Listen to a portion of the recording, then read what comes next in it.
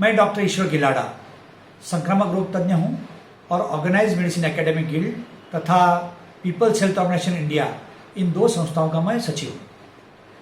आज मैं बहुत चिंतित हूँ, विचलित हूँ, क्योंकि आज हमारे भारत देश ने विश्व में सबसे ज़्यादा नए इन्फेक्शन देने वाला देश और सबसे ज़्यादा डेथ डेली देने वाला देश, इस दो चीज़ों में नंबर 1 पे है।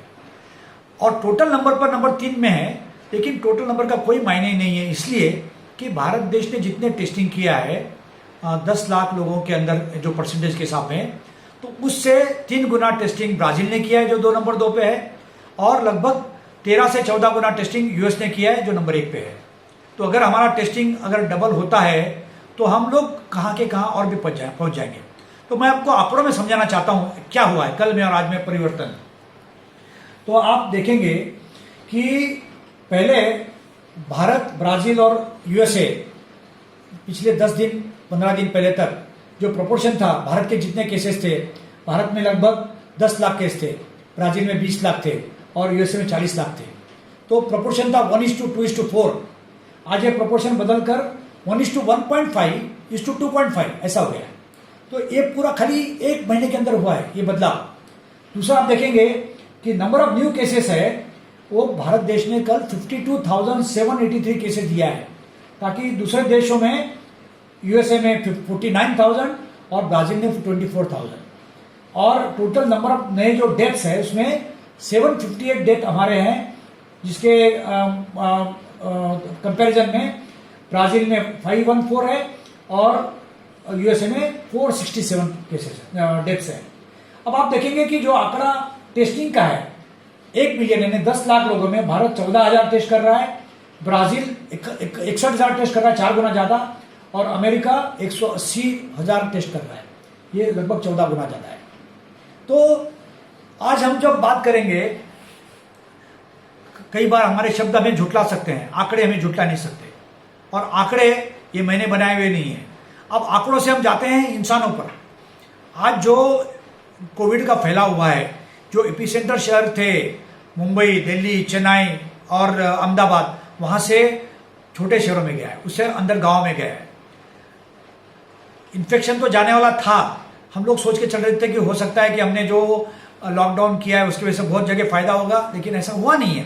तो अब हमें चिंता किस बात की है कि हमने पिछले 3-4 महीनों में जो हमारी तैयारी की, ये तैयारी बड़े शहरों को सुसज्जित करने में, कि उनमें आईसीयू बेड चाहिए, बेड कम पड़ते हैं तो ट्रांजिट बेड लगाएंगे, बड़े बड़े शेड लगाए गए, और वेंटिलेटर नहीं है तो वेंटिलेटर खरीदे गए और दूसरी जगह से लाए गए।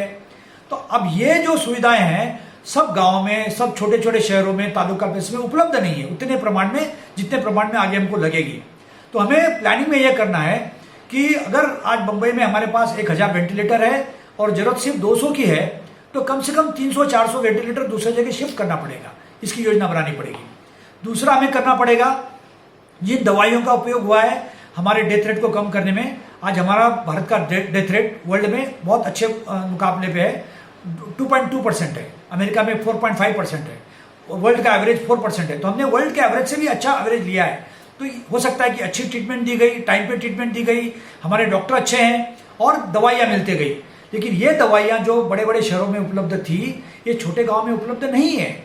और हो सकता है कि जो हमने गए महीने में ब्लैक मार्केटिंग, कालाबाजारी देखी है दवाइयों के बारे में, जो 4,000 की दवाई 20,000 तक बिकी है, 40,000 की जो इंजेक्शन 1 लाख तक बिका है, ऐसे हालात वहाँ पे नहीं होने चाहिए। इसके लिए पहले से योजना बनानी चाहिए। हो सकता है कि भारत सरकार को कंपल्सरी लाइसेंस देकर ऐसे जो दवाइयाँ हैं बहुत कम दाम पर उपलब्ध करने वाली कंपनियों को लाइसेंस दे देना चाहिए। और तीसरी बात है पीपीई किट की।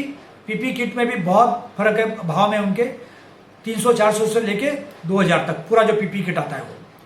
ग्लोव्स के भाव, मास्क के भाव सब बढ़ चुके हैं। उनके रॉ मटेरियल के भाव में कोई बदलाव नहीं आया, लेकिन इसमें लोग बहुत कालाबाजारी कर रहे हैं, मुनाफिखोरी कर रहे हैं।